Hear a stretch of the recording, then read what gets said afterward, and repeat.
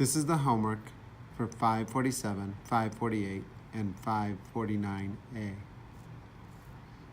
In 547, you need to see if the point of intersection is at 3, 6. So just a review, in slope-intercept form, y equals mx plus b. Remember, m is the rate of change, or the slope, and the b is the y-intercept, or what you start with, your initial value. So we have the two equations, y equals 4x minus 2, and y equals 1/2 x plus 5. So we need to determine if 3, 6 is the point of intersection. Well, the first way I can do that is by graphing these two equations. And when I graph these two equations, the first equation, the y-intercept is at -2, and it has a rate of change of 4 over 1. So rise 4, 1, 2, 3, 4, and run over +1. 1, 2, 3, 4 over 1.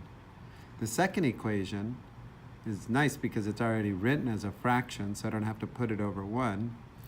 And we have the initial value, or the y-intercept, is +5.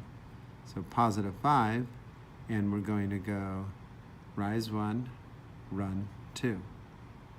So we can see already there's the point of intersection. But to have a couple more points, I can also do -1 over -2, because a negative divided by a negative is a positive.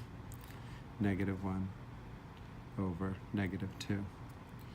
And so the point of intersection for these two equations is at 2, 6. So that's the solution. But it was, Arion claims that 3, 6 is the point of intersection. Well, 3, 6 would be here. So she is incorrect because it does not match what we had graphed and found the point of intersection. So that's one way of solving it. Solving a system by graphing to find out when they are the same. The second way I could solve it to see if 3, 6 is the point of intersection is if I know that x equals 3 and y equals 6, so if this is the solution to both of these equations, when I put in x for this equation and I put 3 for x in this equation, I should get 6 for the output, the y's. And you can see that when I do that, 1/2 multiplied by 3 is 3 halves plus 5.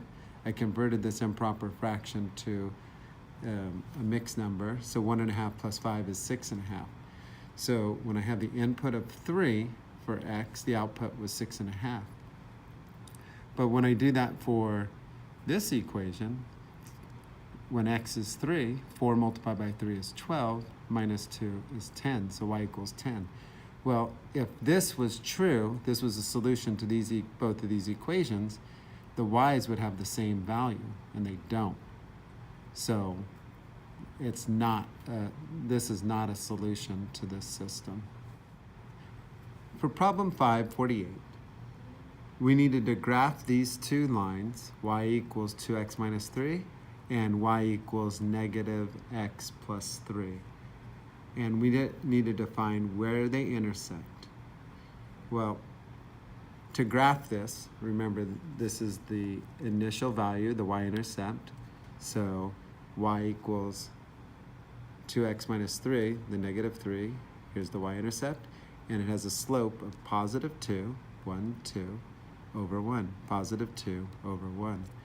The second equation doesn't have a value here. Well, it's not shown. The value is not shown. It's just a -x. Well, I could put a -1 over 1 because that's 1 divided by 1 is 1. And -1 multiplied by x would be -x. So I wrote it in fraction form here as a ratio. And my y-intercept, or my initial value, is +3 on the y-axis. And it has a negative slope. So remember, negative slopes the tree is going to be falling towards the negative. If after you graph it and you don't see it sloping towards the negative x's, then you did something wrong. So go back and check your work. So we're starting at +3, and it's a -1 over -1. -1 over -1. And you can see here is our point of intersection at 2 on the x, 1 on the y. So that's where they intersect. Now, part B says find the point of intersection using equal values method. So if you want more information on the equal values method, you could read page 204, the methods and meanings, the equal values method, in your packet. So for B, the equal values method is when you have the two equations, so these are the two original equations that we started with, and what we're going to do is it states that y equals 2x minus 3, and the second equation is y equals -x plus 3. Well, if this is what y equals, we can take that and substitute it into here, because this is y, and this shows, well, y equals this. So if that's true, we plug it in for y here, and you can see instead of y, we're going to write 2x minus 3, because that's what y equals. So now we solve this, and we're going to solve for x. We just do inverse properties. We want to get the x's all over to one side, so inverse property of subtraction is addition. Add x to both sides, that created a 0 pair. 2x plus x equals 3x. Still don't have x by itself, so inverse property of subtraction is addition. We're going to add 3 to both sides, created a 0 pair. 3 plus 3 is 6. Now we have 3x equals 6, inverse property of multiplication, because 3x is 3 multiplied by x. So the inverse property is division. So 3 divided by 3, we created the giant 1. What you do to one side, you do to the other. 6 divided by 3 is 2, so x equals 2. And so now that gave us what x equals. We still don't have the y value. And so what we're going to do is we take the x value, we know what x is, and we can plug it in to either of these equations for x, because we have x equals 2. So I could plug it in here, or I can plug it in here. Well, since this equation's dealing with a negative, I'm not going to plug it into this equation. So I'm going to plug it into this one. And I had written it down here, y equals 2x minus 3, y equals 2x minus 3. So when x equals 2, I plug it into the equation, and we have 2 multiplied by 2, which is 4, minus 3 equals 1. So our x value is 2, our y value is 1. And that's the point of finding the point of intersection using the equal values method. For problem 549a, we need to solve for the variable. So we need to get the y's all on one side, which they are, but we need to know what y equals. So we're going to use the fraction buster method. So we want to eliminate these three denominators. And we can do that by finding the least common multiple or least common denominator. So when we multiply each of these terms by the least common multiple, we'll be able to simplify and eliminate the denominators. So we need to find a number that 8, 5, and 2 can all divide into evenly. Well, if you can't figure that out just by looking at these, what you could do is, what I did is I stacked them. Now this is going to take a long time, as you can see with the 2's.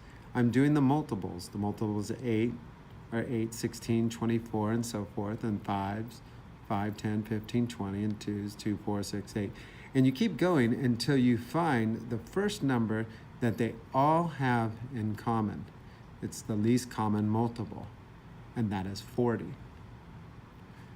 Well, when I looked at this, I saw that 8 times 5 is 40, and I know that 40 is divisible by 2, so I knew 40 was going to work. Now, if you don't know how to do this method, and you didn't see what I just did here, what you could do is just multiply all of the denominators together. 8 multiplied by 5 is 40, multiplied by 2 is 80, and use that. But at the end, you're going to have to simplify, and then also you're dealing with greater values, so it's a little more difficult to do that way, but it'll work.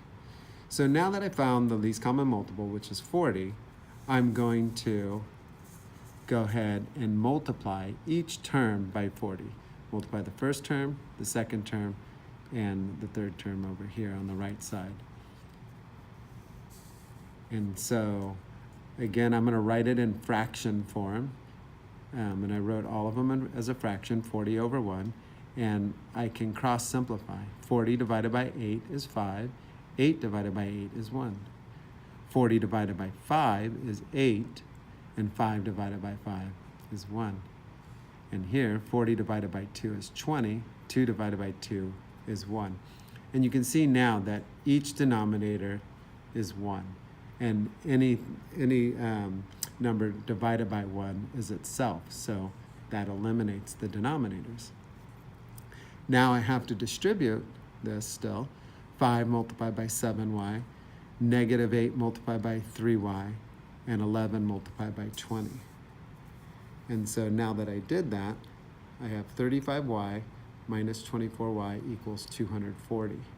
We can combine like terms. 35y minus 24y equals 11y. Now, inverse property of multiplication is division. We want to create that giant 1. 11 divided by 11 is 1. And what you do to one side, you do to the other. And we get y equals 20.